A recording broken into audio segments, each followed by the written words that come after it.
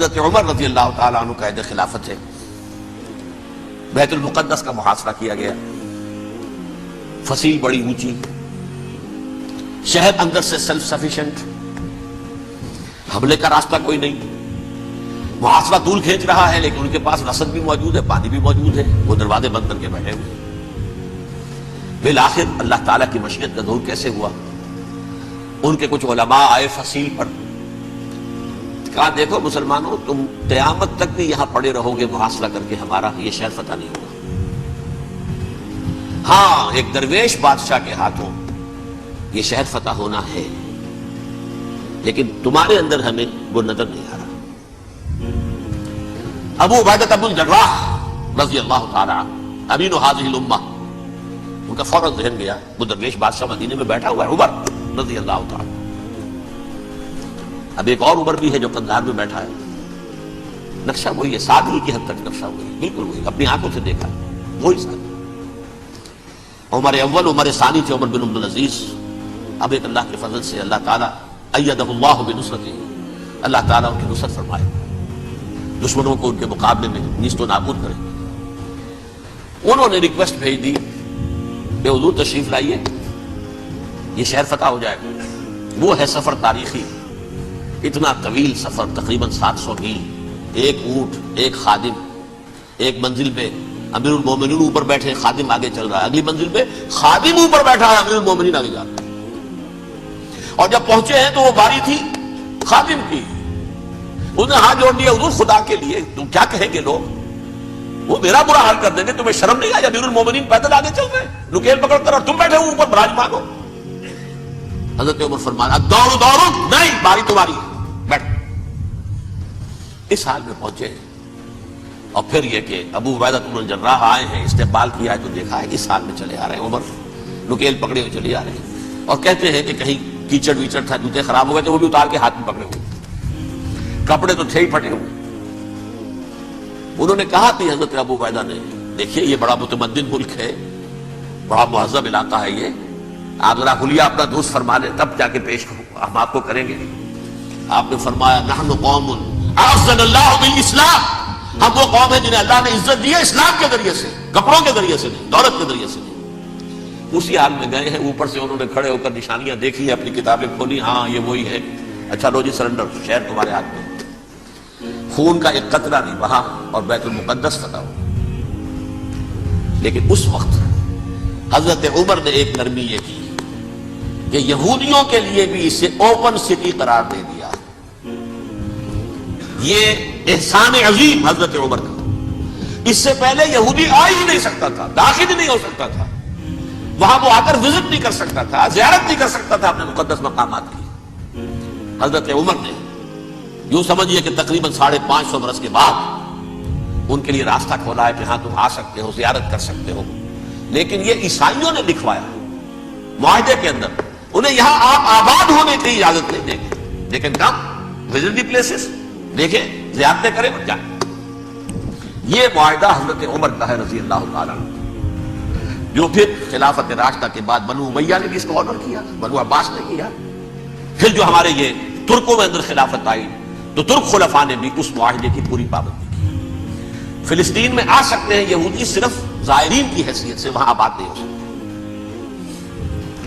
اب آئیے اگلا دور آیا حضرت عثمان کا دور خلافت.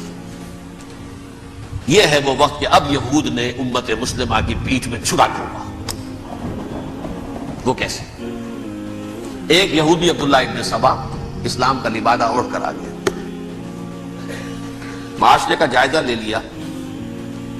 ان میں بنو ہاشم اور بنو امیہ میں جو پرانی کشاکش تھی اس کے کچھ نہ کچھ جراثیم باقی ہیں.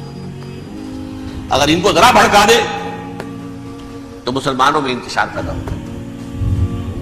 کہا یہ عثمان کون ہے؟ یہ تو بنو امیہ میں سے ہے، یہ حق تو بنو ہاشم کا ہے، خلافت ان کے پاس ہونی چاہیے، محمد کے تو رشتہ دار وہ ہیں صلی اللہ علیہ وسلم. عوام الناس کے اندر بات پھیلنی شروع ہوئی.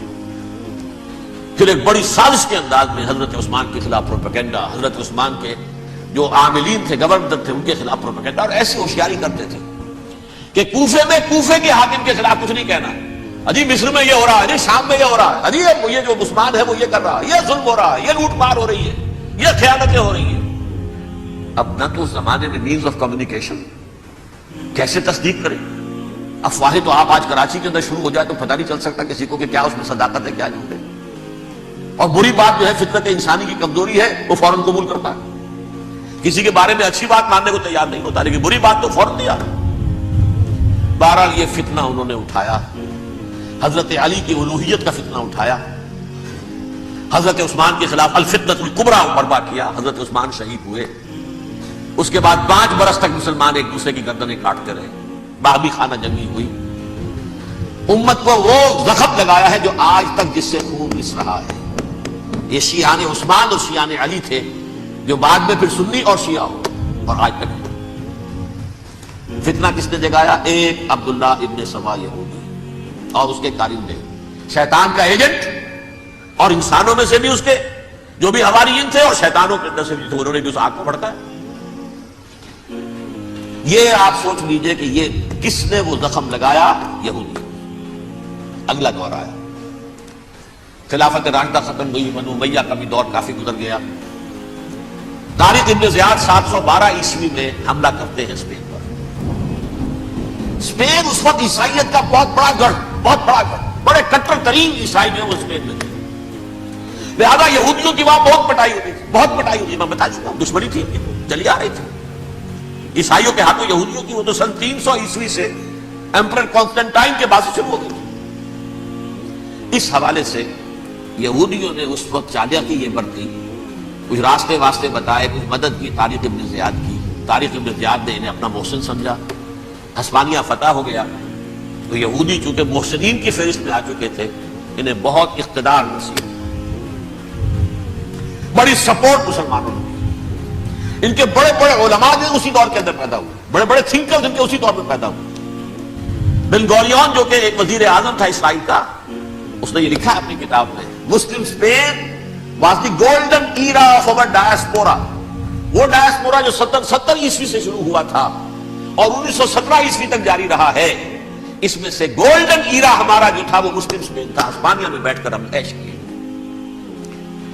لیکن وہاں سے انہوں نے اور جو کچھ کیا، یہ تو داستان میں تو بہت سے گوشے ہیں، لیکن میں جس اسٹریٹ لائن میں چل رہا ہوں اس کے اعتبار سے ایک بات سمجھ لیجیے، وہاں بیٹھ کر انہوں نے اب عیسائیت کی پیٹھ میں چھڑا ٹھوکا،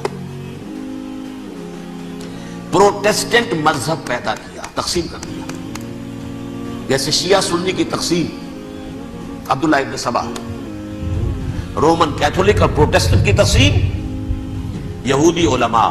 ہوتا کیا تھا، ہسپانیہ کی یونیورسٹیاں ہیں، کارڈووا میں ہے، ٹولیڈو میں ہے، گریناڈا میں ہے، غرناطہ، قرطبہ، تولیتلا، اور وہاں آتے تھے لوگ، فرانس سے چلے آ رہے ہیں نوجوان پڑھنے کے لیے، جرمنی سے چلے آ رہے ہیں، اٹلی سے چلے آ رہے ہیں، 3 ہی ملک قریب ترین پڑھتے ہیں سینٹرل یورپ کے۔